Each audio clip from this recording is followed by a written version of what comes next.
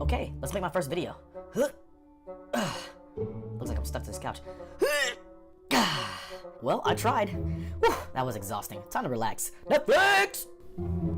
This video, I'll give you tips on how to get motivated for video. It's your boy Steve, helping insurance agents build a trusted brand with video. Now, I'm not gonna sit here and act like I'm the most motivated person in the world. If you're like me, you love nothing more than to sit around and do nothing all day.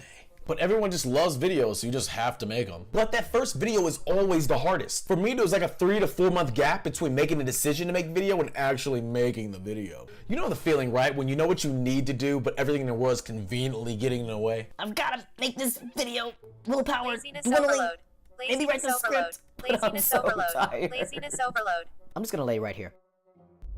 Truth is, we lack the motivation to do it. And here I'm gonna give you 3 tips to help you get motivated into making that video. Tip number 1, connect with your purpose. We all have a reason for why we do the things that we do. For the most part, that reason is bigger than us. So ask yourself, what was the reason why you told yourself video was the way to go? What problem are you trying to solve? Are you trying to grow your business? Are you trying to connect with your customers? Are you trying to build trust with your brand? Help customers find you for a change? Whatever your reason is, connect back with that purpose that got you thinking that video was the way to go for your business. And this should give you that kick in the right direction. Tip number 2, find inspiration. There's nothing that makes us feel more energized than when we're inspired. Maybe you have a favorite Facebook page or YouTube channel that you like to watch. Maybe you like the way they create content, or maybe you like the way they make you feel and you want to recreate that with your customers. Seeking inspiration from others is a great way to get you moving. And lastly, lower your expectations and lower the bar as far as what you plan to achieve in one day. Wait a minute. You just tell them to lower the bar? Is that what we're telling people now? Well, I wasn't finished. I was still explaining the tip to our viewers. I can't be a part of this, man. I'm out of here. Where are you going? You can't just leave in the middle of a video.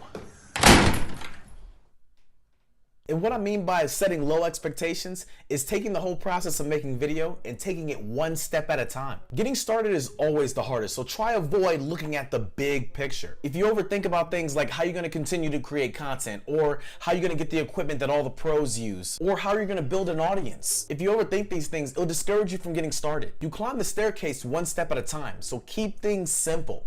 Use your smartphone. Figure out where you're gonna shoot your video. Where are you gonna post the video? Make your first video a minute long. Start with the smallest steps, but always move forward. And that about wraps it up. My question of the day, which one of these tips were the most helpful in your opinion?